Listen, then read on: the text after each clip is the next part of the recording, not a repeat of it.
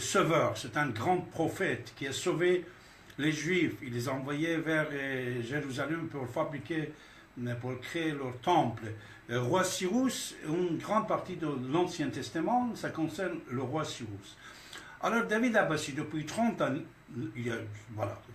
c'est vrai, il y a 30 ans, en 1987, j'ai décidé de publier un agenda, comme astrologie j'avais fait, voilà, un agenda de la civilisation, une première civilisation du monde, qui sort depuis 30 ans jusqu'à aujourd'hui, chaque année. C'est un agenda de poche. Et là-dedans, j'ai fait des recherches, des analyses. Après, j'ai nommé chaque jour, comme le calendrier français, pour quelqu'un. Alors, demain, c'est le 29 octobre, et je l'ai nommé au nom de roi Cyrus, il y a déjà 30 ans. Après, comme vous savez, le tombeau de roi Cyrus, comme le tombeau de Daniel, comme le tombeau de Mordechai, comme le tombeau de Esther, Cyrus c'était un roi perse, il n'était pas juif, c'était un roi perse. Il est en Iran à côté de Shiraz, à côté de Persépolis. Et depuis 30 ans que je faisais cet agenda, en bas d'agenda, je mettrais un mot comme quoi, allez-y si vous êtes en Iran, visitez le tombeau de roi Cyrus, qui est dans un désert, et quelques pierres seulement, quelques pierres. Il n'y a pas aucun monument historique autour, rien de tout. À l'époque, pour la première fois quand j'ai annoncé ça, c'est mon frère qui est allé là-bas, après il m'a envoyé une photo, je voyais dans la photo, il y avait 3 personnes seulement sous le tombeau de roi Cyrus, il y a déjà 30 ans. Mon frère, il est décédé l'année dernière, en Iran bien sûr. En Iran, vous savez quel jour? Exactement ce jour-là, c'est-à-dire le jour de roi Cyrus.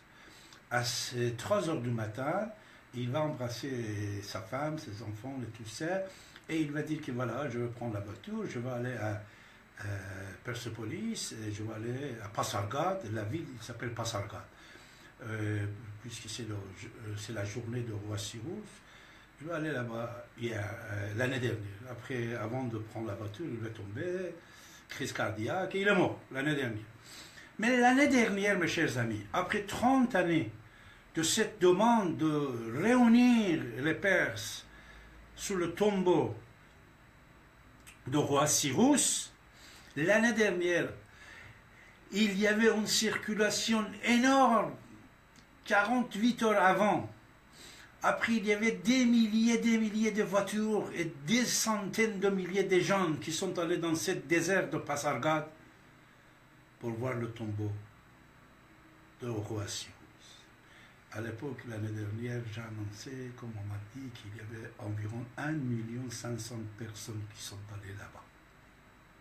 1 500 000 personnes. Quand j'ai dit ça à la télé, puisque moi j'ai des émissions diffusées par satellite dans le monde entier, même en Iran, les gens ils peuvent regarder. C'est tous les jeudis. J'ai mon émission que je l'envoie par satellite à partir de Los Angeles. Tous les Iraniens, Tadjikistan, Israël, Arabie Saoudite, pays de Golfe Persique, Japon, partout, on peut nous regarder, on nous regarde depuis des années. Alors moi j'ai dit 1 500 000. Après je reçois un coup de fil, la personne dit monsieur, je suis le gendarmerie de Shiraz, un officier de gendarmerie de Shiraz. Je voulais corriger tes propos. J'ai dit que moi je pensais qu'il va m'insulter, parce que c'était le pouvoir. Voilà. Je dis, je vous écoute monsieur. Il a dit, il n'y avait pas 1 500 000. Nous, les gendarmes de Shiraz, on a calculé les voitures et les gens qui étaient dedans, il y avait 3 millions. L'année dernière, 3 millions de personnes sont allées sur le tombeau de Cyrus. Le tombeau de Cyrus, c'est le désert. Il n'y a rien de tout autour. Mais par contre, le tombeau de toutes les grandes personnalités chiites, c'est doré, c'est décoré, c'est vous pouvez regarder sur l'internet. Mais le roi Cyrus, qui est adoré dans le monde, les Nations Unies, plusieurs présidents des États-Unis, qui soit Abraham Lincoln et les autres, ils ont parlé de lui, ils ont dit qu'ils ont fait leur vie politique grâce aux propos de Cyrus. Même Jacques Chirac, notre président, il m'a dit, David, à l'époque, il m'a dit, David, dès que je connais Cyrus, roi Cyrus, par l'Ancien Testament, Et dès que je connais Saadi, Saadi Carnot, vous le connaissez, Saadi c'était son père, le père de Saadi Carnot, quand il va prendre le nom de Saadi, puisque Saadi c'est un grand sociologue, poète perse, il y a déjà 700 ans. Il a dit, Chirac aussi, il a dit ces deux personnes m'ont beaucoup touché et j'étais intéressé par le politique grâce à deux personnes, le roi Cyrus. Voilà. Cet roi Cyrus que le monde il l'adore, qu'il soit chrétien, juif, bouddhiste, le roi Cyrus on l'adore, mais en Iran il est interdit actuellement. Alors depuis hier, j'étais informé que plus de 2000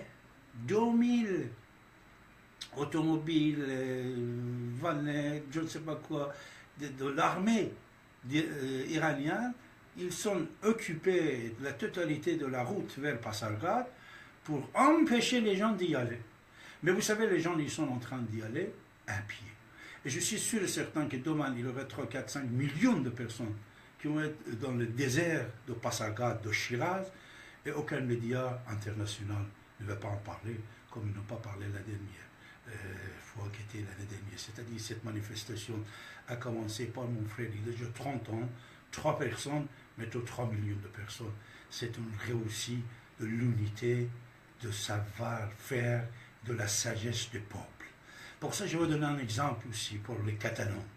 Les Catalans, c'est vrai, peut-être tout de suite, ils ne vont pas réussir, puisque la force va les empêcher.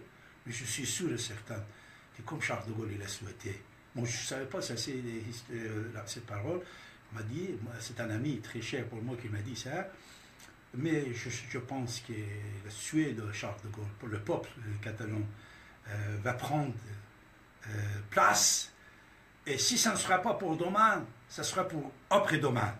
Pour ça, toujours il faut avoir l'espoir.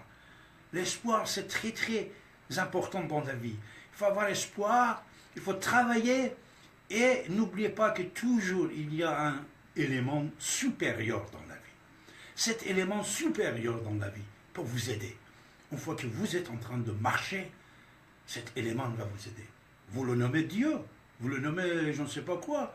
Cet élément supérieur qui est supérieur de toutes les forces humaines et nature va vous aider si vous avez décidé de changer le monde. Vous pouvez le changer, vous pouvez avancer. Les Catalans, ils ont fait quelque chose, voilà, je vais donner mon avis. Hein. Ça c'était très joli, vous voyez, c'est-à-dire ils ont cassé certaines règles pour l'avenir de leur peuple. Punaise, ils vont décider de leur vie, c'est le roi qui impose comme une dictature. Moi je pense, cet premier ministre espagnol, si lui il n'était pas à la place qui était là aujourd'hui, il y avait quelqu'un d'autre. Et si ce roi, ce n'était pas ce roi-là, il est gentil, mais moi seulement j'ai vu l'attitude qu'il a eu avec Chavez, ça n'était pas gentil, ça. Ça n'était pas humain. Regardez sur l'internet, vous pouvez voir. Même on peut être contre Chavez, mais on ne peut pas traiter le président d'une république comme un esclave, comme en pensant qu'on était en train de régner encore là-bas chez lui. Voilà, mais c'est autre chose. Mais cette peuple va réussir, comme tous les autres peuples qui ont réussi de prendre leurs indépendances et décider pour eux et pour leur vie. Alors vous avez la parole, n'oubliez pas, 08 92 23 95 20. Ne pensez pas que ce soir je suis contre mon ami Sarkozy, hein, non, c'est les informations. Je suis en même temps historien, écrivain, journaliste. Je ne dois pas fermer mes yeux envers de ce qui se passe dans notre pays ou dans notre monde. Il y a des sujets assez importants.